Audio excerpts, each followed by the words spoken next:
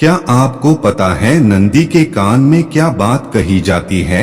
आपने अक्सर शिव मंदिरों में देखा होगा कि लोग भगवान शिव के सामने बैठे उनके वाहन नंदी के कान में अपनी मनोकामना कहते हैं। उन्हें विश्वास होता है कि नंदी के कान में कही गई उनकी बात भगवान शिव तक जरूर पहुंचती है और वह पूरी होती है।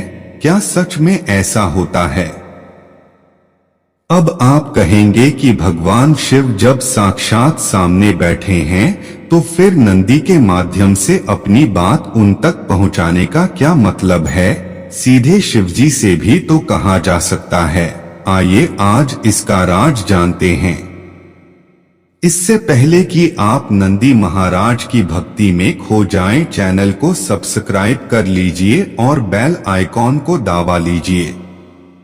नंदी भगवान शिव के प्रमुख गणों में से एक हैं। ऐसा कहा जाता है कि नंदी पूर्व में शिलाद ऋषि थे, जिन्होंने हजारों वर्षों तक घोर तपस्या करके भगवान शिव को प्रसन्न किया और उनसे यह वरदान मांगा कि भगवान सदैव उनके साथ रहेंगे। शिलाद ऋषि की तपस्या से प्रसन्न होकर भगवान शिव ने उन्हें अपने वाहन के रूप में सदैव अपने साथ रखने का वचन दिया और तभी से वे नंदी के रूप में शिवजी के साथ रहते हैं। शिव महापुराण के अनुसार भगवान शिव सदैव तपस्या में लीन रहते हैं। वे बंद आंखों से भी संपूर्ण जगत के संचालन में सहयोग करते हैं, जबकि नंदी चैतन्यता का प्रतीक है, जो खुली आंखों और खुले कान से सभी की बातों का ध्यान रखते हैं। पुराणों के अनुसार भगवान शिव की तपस्या में किसी प्रकार का विघ्न न पड़े, इसलिए नंदी चैतन्य अवस्था में मतलब हमेशा जागते रहने वाली अवस्था में उनके तपोस्थल के बाहर तैनात रहते हैं। जो भी भक्त भगवान शिव के पास अपनी समस्या लेकर आता है, नंदी उन्हें वहीं रोक लेते हैं, जिससे कि किसी भी बाहरी विघ्न से शिवजी की तपस्या भंग ना हो। इसलिए भक्त भी अपनी बात नंदी के कान में कह देते हैं और शिव के तपस्या से बाहर आने पर नंदी उन्हें भक्तों की सारी बातें ज्यों की त्यों बता देते हैं।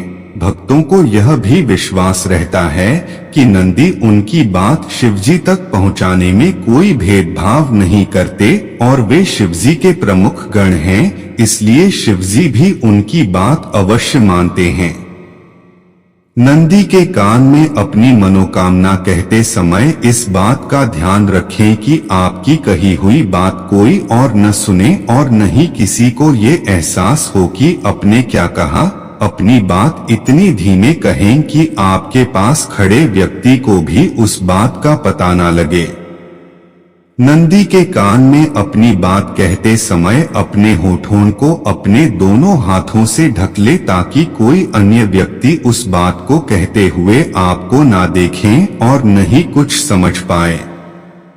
नंदी जी के कान में कभी भी किसी दूसरे की बुराई तथा किसी दूसरे व्यक्ति का बुरा करने की बात ना कहें, वरना शिवजी के क्रोध का भागी बनना पड़ता है। नंदी के कान में अपनी मनोकामना कहने से पूर्व नंदी का पूजन करें, उनको टीका लगाएं और मनोकामना कहने के बाद नंदी के समीप कुछ भेंट अवश्य रखें।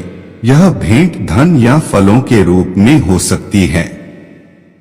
कौन से काम में कहें अपने मन की बात? अपनी बात नंदी के किसी भी कान में कही जा सकती है, लेकिन बाएं कान में कहने का अधिक महत्व है।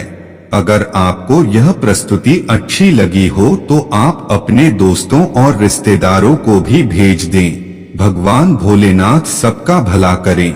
जय भोलेनाथ की।